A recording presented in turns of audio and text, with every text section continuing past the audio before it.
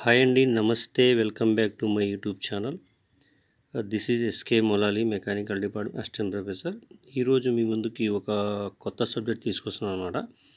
అది వచ్చేసి డిప్లొమా సంబంధించి ఫస్ట్ ఇయర్లో ఇంజనీరింగ్ మెకానిక్స్ అనమాట.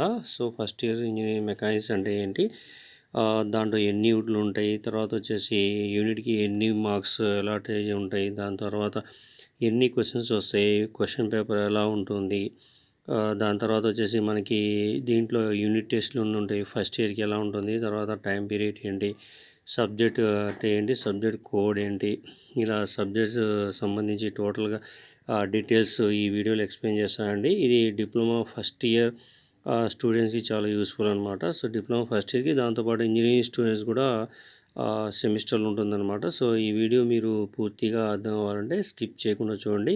సో డిప్లొమా ఫస్ట్ ఇయర్ సంబంధించి టోటల్గా ఇది మనకి ఎన్ని యూనిట్లు ఉంటాయి, టోటల్గా ఎన్ని మార్క్స్ వస్తాయో మీకు ఇప్పుడు ఎక్స్ప్లెయిన్ చేస్తాను అనమాట. ఓకే, సో ఇదండి మనకి ఫస్ట్ ఇయర్ వచ్చేసి దీన్ని కోర్స్ టైటిల్ అంటారనమాట. కోర్స్ టైటిల్ అనమాట, అంటే సబ్జెక్ట్ ఏంటి అనే దాని గురించి.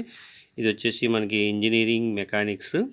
తర్వాత కోర్స్ కోడ్ అంటే సబ్జెక్ట్ కోడ్ ఏంటి దాని గురించి అనమాట. సబ్జెక్ట్ కోడ్ వచ్చేసి మనకి M105 అంటే మెకానికల్ 105 అనేది సబ్జెక్ట్ కోడ్ అనమాట. ఇక్కడ పీరియడ్స్ ఆర్ వీక్స్ అంటే ఎన్ని పీరియడ్స్ ఉంటాయి వీక్కి అని 4 ఉంటాయి అన్నమాట. ఇక్కడ పీరియడ్స్ ఫర్ ఇయర్ అంటే ఇయర్కి ఎన్ని పీరియడ్ అంటే 120 పీరియడ్స్ వస్తాయి అన్నమాట.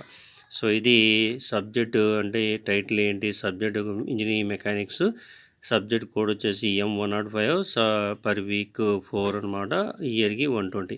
సో ఇక్కడ సబ్జెక్ట్ వైజ్ మనకి ఎన్ని యూనిట్స్ ఉంటాయి ఏంటో చూసినట్టయితే మనకి సీరియల్ నెంబర్ వైజ్ చూసుకున్నట్టయితే మనకి ఎట్లా వస్తాయి చూద్దాం. ఫస్ట్ ఇక్కడ వచ్చేసి మనకి స్టాటిక్స్ అన్నది ఒక ఫస్ట్ యూనిట్ అనమాట. స్టాటిస్టిక్స్ అంటారు దీన్ని.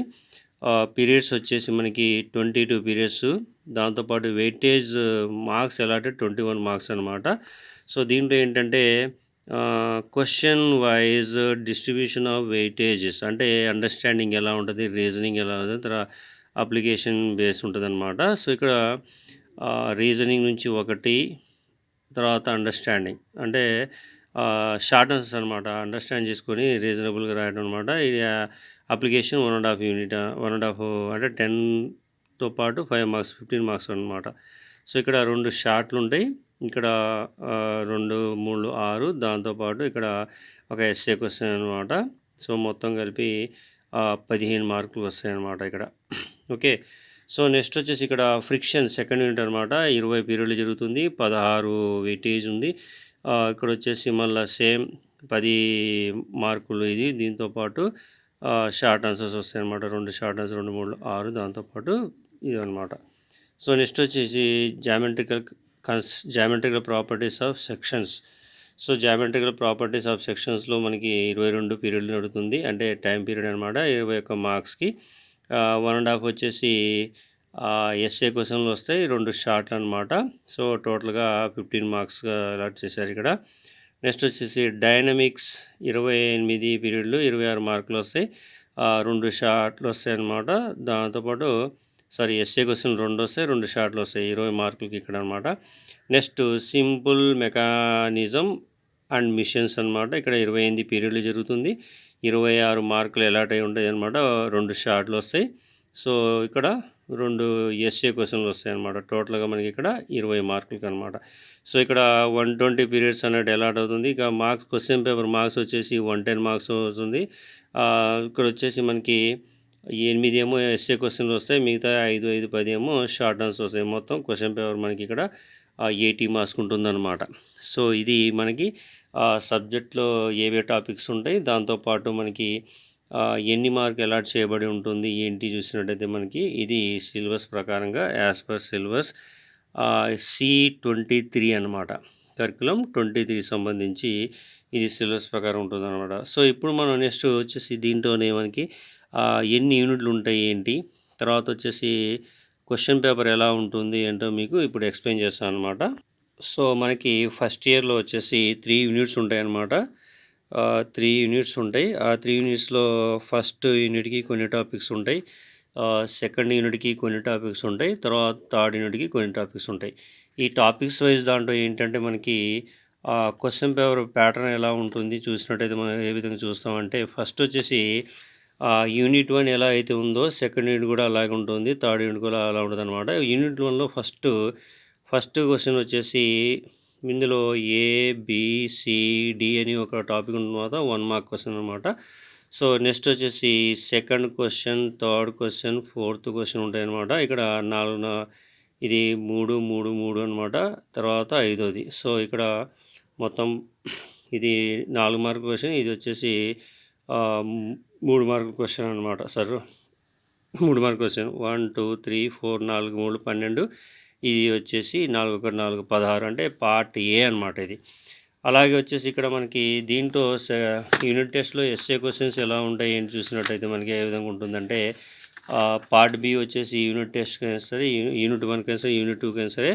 సో ఇక్కడ ఇది సెకండ్ క్వశ్చన్ అంటారనమాట. దీంట్లో ఏ తర్వాత లేదా బి అని ఉంటుంది అనమాట. అలాగే థర్డ్ క్వశ్చన్ కూడా, లేదంటే దీన్ని 5 తర్వాత 6 అనొచ్చు, 7 అనొచ్చు అనమాట. సో దీంట్లో పార్ట్ బి 3 క్వశ్చన్స్ ఉంటాయన్నమాట, 8 మార్క్స్కి అనమాట, క్యారీ చేసి 8 మార్క్స్. సో ఇక్కడ 2AB ఉంటుంది, తర్వాత 3AB లేదా 6AB 7AB ఉంటుంది, తర్వాత 8AB ఉంటుంది అనమాట. ఇది ఏ రాయొచ్చు లేదా బి రాయొచ్చు. సో దీంట్లో వచ్చేసి ఫస్ట్ దాంట్లో 16 మార్కులు పార్ట్ ఏ అనమాట. పార్ట్ బి వచ్చేసి మనకి ఒక 2 క్వశ్చన్లు రాస్తారు కాబట్టి ఇక్కడ ఈ వచ్చేసి 16 మొత్తం 40 మార్క్స్ క్వశ్చన్ పేపర్ కాబట్టి 2 క్వశ్చన్స్కి 3 ప్లేస్ వస్తుంది కాబట్టి 3 × 24 మార్కులు అనమాట. సో 3 × 8 24 ప్లస్ 16 వచ్చేసి మనకి ఎంత వస్తుంది, 40 మార్క్స్కి ఇక్కడ క్వశ్చన్ పేపర్ అనమాట. So unit 1, unit 2, unit 3, so ఇలా 3 యూనిట్స్ ఉంటాయన్నమాట. ఈ 3 యూనిట్స్ కూడా 40 మార్క్స్ క్వశ్చన్ పేపర్ ఉంటుంది అనమాట. ఇది క్వశ్చన్ పేపర్ మోడల్, యూనిట్ టెస్ట్కి క్వశ్చన్ పేపర్ మోడల్ అనమాట.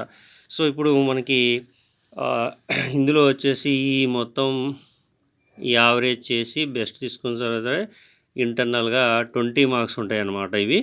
అలాగే ఎక్స్టర్నల్ పేపర్ ఎలా ఉంటుంది అంటే సెమిస్టర్ పేపర్ ఎలా ఉంటుందంటే, ఇయర్గా లాస్ట్లో జరిగే పేపర్ ఎలా ఉంటుందంటే, ఫస్ట్ ఇక్కడ 2 పార్ట్స్ ఉంటాయి, ఏ పార్ట్ బి పార్ట్ ఉంటాయి అన్నమాట. ఏ పార్ట్ వచ్చేసి 30 మార్క్స్, బి పార్ట్ వచ్చేసి 50 మార్క్స్, టోటల్గా 80 మార్క్స్. అంటే ఏ పార్ట్ అంటేనేమో 10 × 3 మార్క్స్ క్వశ్చన్స్ వస్తాయన్నమాట. 10 × 3 = 30. అట్లా ఇక్కడ 8 క్వశ్చన్స్ ఇస్తే 5కి ఆన్సర్ చేయాలి, 5 10s 50, టోటల్గా 80. సో ఇక్కడ 80 ప్లస్ ఇక్కడ ఇంటర్నల్ 20, సో టోటల్గా 100 మార్క్స్ అనేది ఈ పేపర్ ఉంటుందన్నమాట. సో ఇంజనీరింగ్ మెకానిక్స్ అనే కాదు, వేరే సబ్జెక్టులు ఏవైనా సరే డిఫరెంట్ ఒక సబ్జెక్ట్ బేస్ చేసుకుంటే ఏదైనా సరే టోటల్గా మనకి ఈ విధంగా ఇవి క్వశ్చన్ పేపర్ ఇలా ఉంటుందన్నమాట ఇంజనీరింగ్ మెకానిక్స్ సంబంధించి.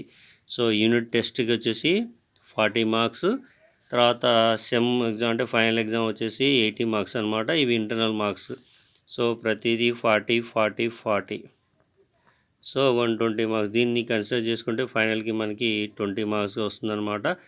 ఆ 20 + 80 వచ్చేసి మనకి 100 మార్క్స్కి అవుతుందన్నమాట. సో 100 మార్క్స్ ఈజీగా గెయిన్ చేసే ప్రాసెస్లో చాలా జాగ్రత్తగా చదువుకోవాలన్నమాట.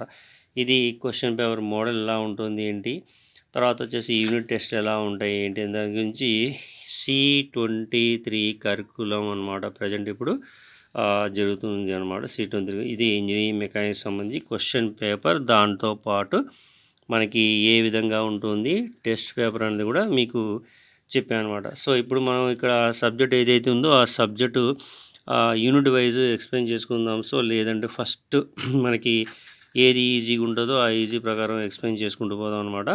ఓకే, సో ఈ వీడియో కానీ మీకు నచ్చినట్టయితే లైక్ చేయండి, కామెంట్ చేయండి, సబ్స్క్రైబ్ చేయండి. ఇలాంటి వీడియోస్ మీకు నోటిఫికేషన్ రావాలంటే నా యూట్యూబ్ ఛానల్ మాత్రం తప్పకుండా సబ్స్క్రైబ్ చేసుకోండి. ఓకే, సో నెక్స్ట్ వీడియోలో మనం కలుద్దాం. Okay, thank you for watching this video. Next వీడియోలో మనం యూనిట్ వైజ్ టాపిక్ ఎక్స్ప్లెయిన్ చేద్దాం అనమాట. సో తప్పకుండా నోటిఫికేషన్ రావాలంటే నా యూట్యూబ్ ఛానల్ని సబ్స్క్రైబ్ చేసుకోండి. ఓకే అండి, ఉంటాను. Thank you for watching this video.